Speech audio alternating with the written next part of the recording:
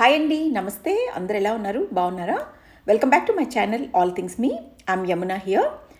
ఈరోజు మన recipe blueberry compote. ఇది మనం బ్లూబెర్రీస్ బాగా దొరుకుతున్న సీజన్లో ఎలాంటి ప్రిజర్వేటివ్స్ లేకుండా ఈ విధంగా కంపోట్ చేసి మనం యూస్ చేసుకోవచ్చు. బట్ ఈ మెథడ్లో మనం లాంగ్ టైం ప్రిజర్వ్ చేయలేము. అట్లీస్ట్ ఒక 3 వీక్స్ వరకు అయితే ఫ్రిడ్జ్లో ఉంచి వాడుకోవచ్చు.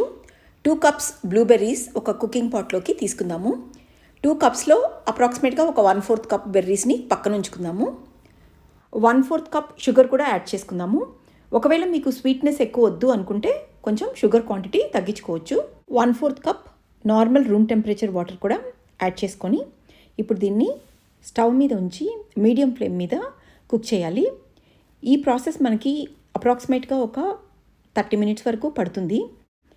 బెర్రీస్ కొంచెం మెత్తబడ్డాక వీటిని లైట్గా కొంచెం మ్యాష్ చేద్దాము.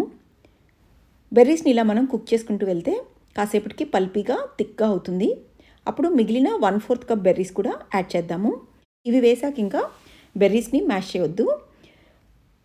ఇలా థిక్ కన్సిస్టెన్సీ వచ్చే వరకు మీడియం ఫ్లేమ్ మీదనే ఉంచి కలుపుతూ ఉడకనివ్వాలి. ఇప్పుడు దీంట్లో ఇలా థిక్గా అయిన తర్వాత ఒక పించ్ ఆఫ్ సాల్ట్ కూడా యాడ్ చేద్దాము.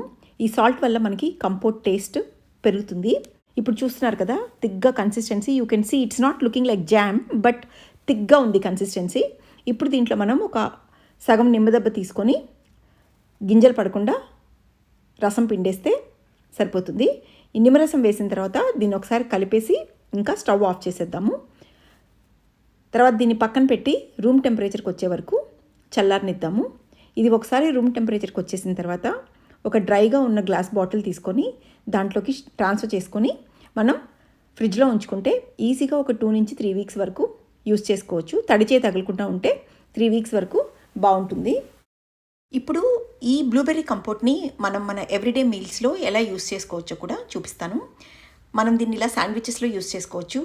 ఒక స్లైస్కి బ్లూబెర్రీ కంపోట్ అప్లై చేసుకొని ఇంకొక స్లైస్కి క్రీమ్ చీజ్ కానీ చీజ్ స్లైస్ కానీ ఉంచి కొంచెం చీజ్ పక్కన కొంచెం పెప్పర్ చల్లి శాండ్విచ్ సెట్ చేసుకొని స్టవ్ టాప్ మీద లేదా శాండ్విచ్ మేకర్లో స్లైట్గా దీన్ని టోస్ట్ చేసుకుంటే ఒక క్విక్ బ్రేక్ఫాస్ట్ నిమిషాల్లో మనకి రెడీ అయిపోతుంది.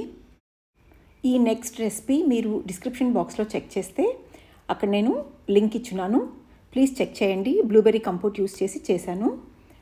తర్వాత మన ఇండియన్ ఫ్లాట్ బ్రెడ్ లేదా రోటీ 2 or 3 టేబుల్ స్పూన్స్ బ్లూబెర్రీ కంపోట్ని ఈ రోటీ మీద పెట్టి స్ప్రెడ్ చేసి దాని తర్వాత దీని మీద స్లైట్గా ఫ్లాక్సీడ్ పౌడర్ కానీ లేదంటే ఏదన్నా రోస్టెడ్ నట్స్ కానీ స్ప్రింకిల్ చేసి రోల్ చేసి చిన్నపిల్లలకి లంచ్ బాక్స్లో పెట్టండి. కంప్లైంట్స్ లేకుండా మనకి ఎంటీ బాక్స్ రిటర్న్ వస్తుంది. పిల్లలేంటి, you can also have this.